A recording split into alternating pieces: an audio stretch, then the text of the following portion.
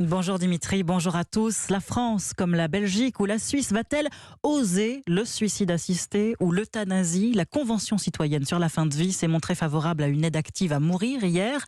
Elle présente ses 146 propositions tout en nuances ce matin à Emmanuel Macron, le chef de l'État qui prendra la parole à 11 h. Alexandre Chauveau, c'est lui qui décidera de la suite à donner à ce rapport citoyen. Oui, l'Élysée évoque l'acte 2 de ce débat. Alors ce ne sera pas un référendum puisque la Constitution ne permet pas de soumettre des questions sociétales au vote des citoyens. Mais Emmanuel Macron pourrait ouvrir la voie à un processus législatif sur la base des 146 propositions formulées par la Convention.